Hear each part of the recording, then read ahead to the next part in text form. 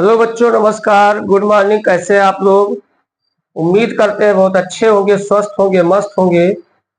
अब जहां पर हमने फिजिक्स रोक रखा था उसी से आगे चल रहे हैं।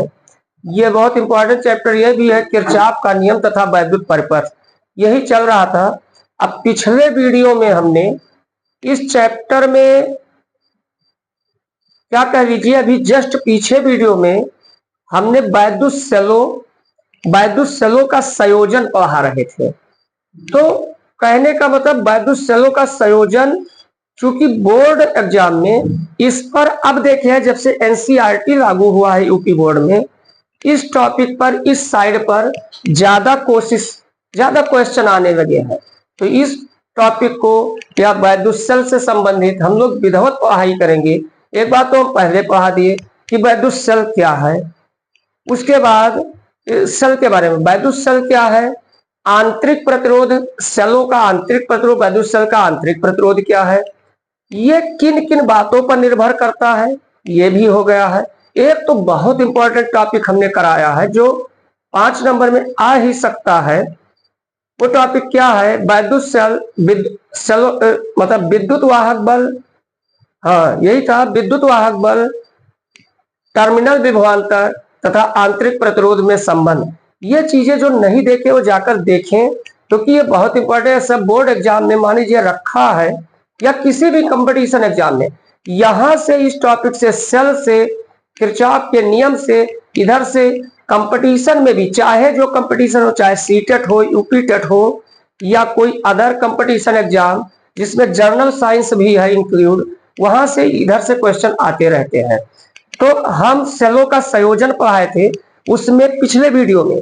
अब सेलों के संयोजन में हमने पहला मतलब ये कहा गया था कि सेलों को मुख्यतः 3 प्रकार से ऐड करते हैं, संयोजित करते हैं। एक था श्रेणी क्रम, दूसरा था समांतर क्रम, तीसरा है मिश्रित क्रम।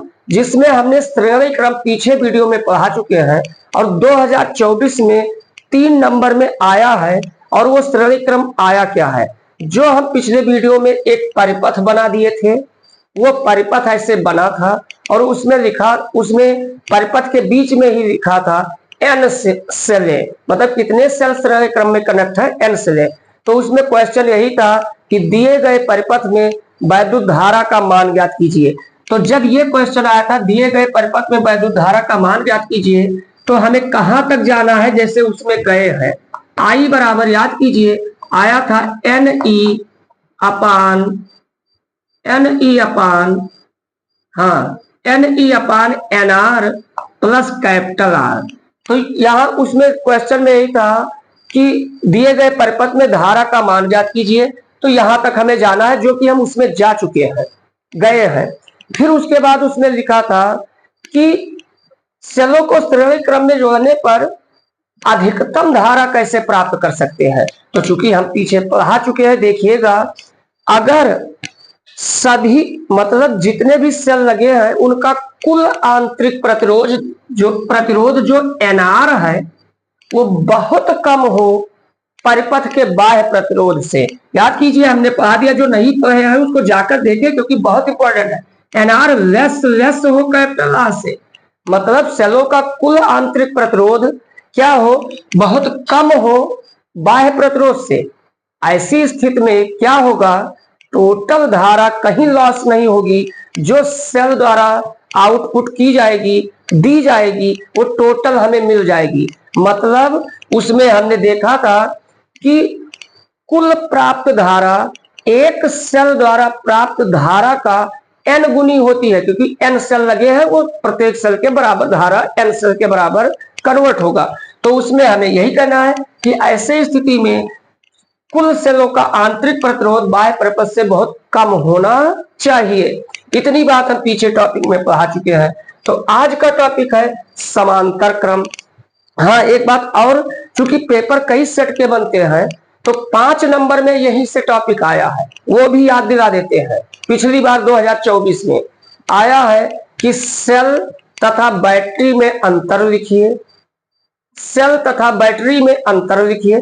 उसके बाद दिया था, उसके बाद कि नीचे जो दिए गए हैं, नीचे दिए गए परिपथों में या सेलों दिए गए सेलों के संयोजन में धारा का मान कैसे अधिकतम प्राप्त कर सकते हैं। उसमें तीनों क्रम दिया था, श्रेणी क्रम, समांतर क्रम और मिश्रित क्रम। इसका मतलब बैटरी और सेल में तुम्हें अंतर लिखना है। उसके बाद तीनों क्रमों में धारा का मान हमें ज्ञात करना है। ये 5 नंबर का आया था। तो अब हम श्रेणी क्रम पढ़ा चुके थे, अब हम पढ़ाते हैं समांतर क्रम। समांतर क्रम, तो अब समांतर क्रम में देखिए क्या है भाई, फिगर हमने पहले ही बना रखा है क्योंकि समय बर्बाद ना हो। तो फिगर में देखिए, ध्यान दीजिए, फिगर में भाई एक सेल ये लगा है, एक सेल ये लगा है, एक सेल ये लगा है, एक सेल ये लगा है। तो कहने का मतलब 1 2 3 4, इस चित्र में हमने 4 सेलें लगाई है, लेकिन एग्जाम में वो n सेलें कहकर आएगा। कितने सेलें?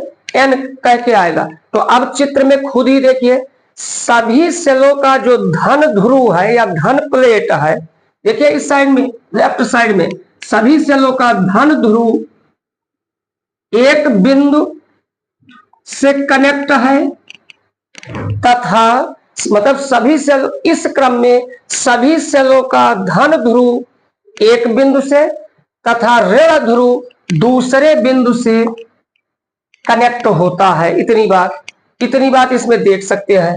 तथा सभी सेलों का, तथा प्रत्येक सेल का विद्युत वाहक बल E है और आंतरिक प्रतिरोध स्मॉल r है।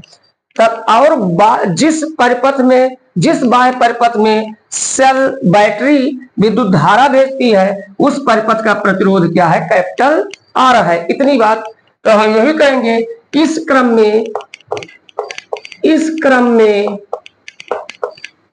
में सभी सेलों का धन ध्रुव, एक बिंदु से तथा ऋण ध्रुव, देखेंगे भाई राइटिंग बनाने में नहीं फंसते, नहीं समय बर्बाद होगा। तो सभी सेलों का धन ध्रुव एक बिंदु से तथा ऋण ध्रुव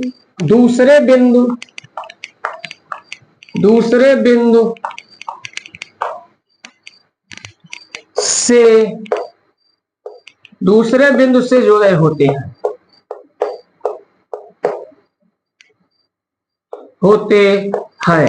ये बात, इतनी बात हो गई।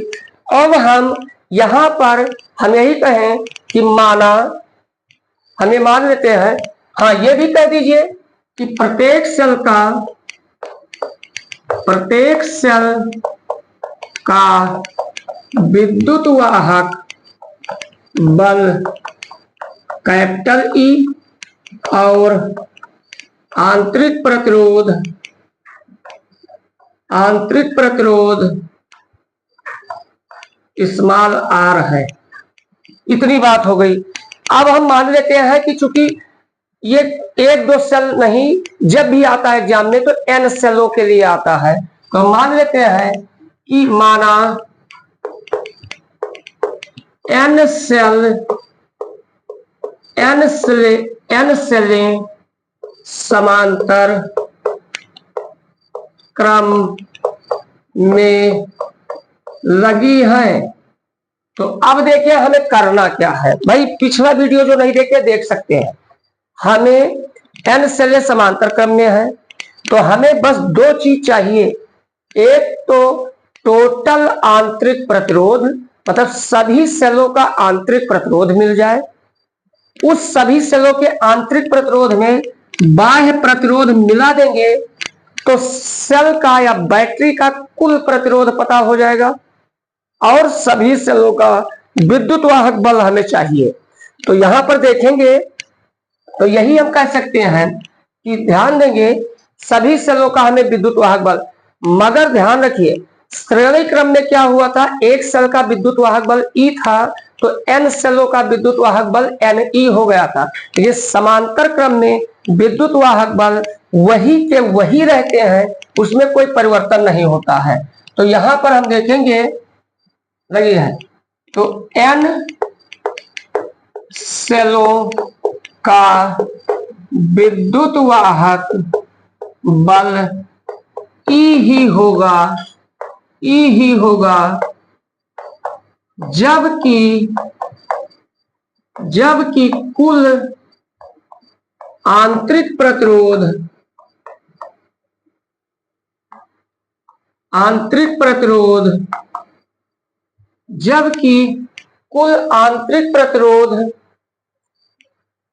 के लिए जबकि E होगा, हाँ अब कुल आंतरिक प्रतिरोध ज्ञात करने के जबकि कुल आंतरिक प्रतिरोध इस प्रकार ज्ञात करते हैं, इस प्रकार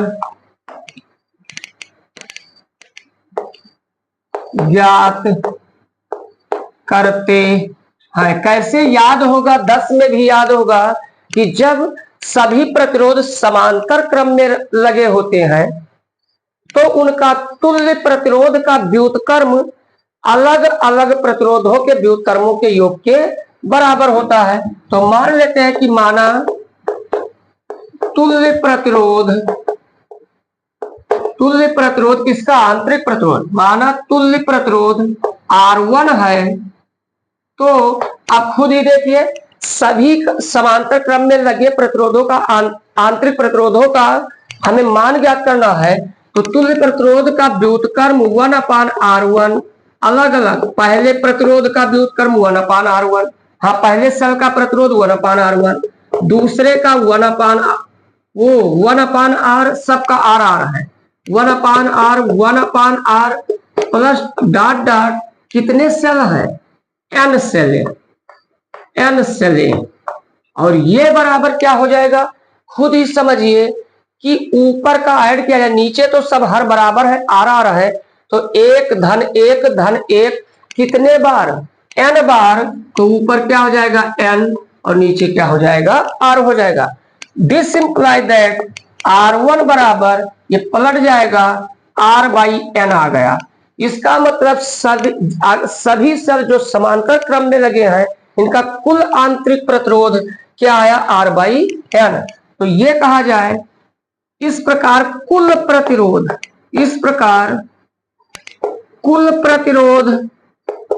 देखिए कुल प्रतिरोध भाई ये तो पहले से है ही, ये R/N आंतरिक है प्लस बाह्य प्रतिरोध भी मिला दीजिए, कैपिटल R हो गया। अब कुल प्रतिरोध हमें पता हो गया और कुल विद्युत वाहक बल E ही रहेगा। तो हम धारा निकाल लेते हैं, तो धारा I बराबर क्या होगा, विद्युत वाहक बल अपान कुल प्रतिरोध R/N प्लस कैपिटल R। ये हमारा देखो जब एग्जाम में आएगा कि समांतर क्रम में कुल धारा का मान याद कीजिए, तो यही फार्मूला यहां तक प्रूव कर देंगे। अब ये देखो वहां पर पूछता है कि सेलों को किस प्रकार के सेलों को श्रेणी क्रम में लगाने पर हमारे लिए उपयोगी है। अब खुद ही बताइए किस प्रकार के सेलों को श्रेणी क्रम में लगाने पर हमारे लिए उपयोगी है। ऐसे सेलों को श्रेणी क्रम में लगाने पर हमारे लिए उपयोगी है जिसका कुल आंतरिक प्रतिरोध बाह्य प्रतिरोध की अपेक्षा बहुत बहुत क्या हो, कम हो, मतलब आंतरिक प्रतिरोध is less than external resistance, बाह्य प्रतिरोध। अब इसमें कब उपयोगी है देख लिया जाए, यहां पर ध्यान दिया जाए तो देखिए इसमें कब उपयोगी है, या इसी को हम ऐसा भी लिख सकते हैं, देखिए इसी को ऐसा भी लिख सकते हैं, ये हम एलसीएम ले ले N, तो ये हमारा N ऊपर चला जाएगा, Ne अपान स्मॉल r प्लस NR हो जाएगा। ऐसा भी यहां तक पहुंच सकते हैं। अब यहां से खुद देखिए कि जैसे एक सेल द्वारा दी गई धारा E अपान R होगा। एक सेल द्वारा दी गई धारा E अपान R होगा। तो अब यहां पर देखेंगे, बात को समझेंगे कि अगर यहां पर ध्यान दीजिए, ये कैपिटल R अगर शून्य हो जाए तब हमारा समझने की बात है। यदि कैपिटल R यहां शून्य हो जाए तो बचेगा क्या? बचेगा NE अपान R। देखो यही बचेगा कि नहीं बचेगा। और ये हमारा एक सेल द्वारा दी गई धारा है, तो और लगे कितने सेल हैं? N सेल लगे हैं। तो एक सेल अगर कैपिटल R शून्य हो गया तो एक मतलब पूरे बैटरी द्वारा दी गई धारा एक सेल द्वारा दी गई धारा का N गुना हो जाएगा। मतलब जितने सेल लगे जितनी गुना हो जाएगी। इस स्थिति में हमें अधिकतम धारा प्राप्त होगी। तो पूछा जाता है समांतर क्रम में कब उपयोगी है? तो मजे की बात देखें, श्रेणी क्रम में उपयोगी है जब कुल आंतरिक प्रतिरोध शून्य हो। लेकिन समांतर क्रम में कब उपयोगी है? जब बाह्य प्रतिरोध शून्य हो या बहुत कम हो। तो हम यही कहेंगे, जब R मतलब बाह्य प्रतिरोध इज लेस देन क्या? Small r।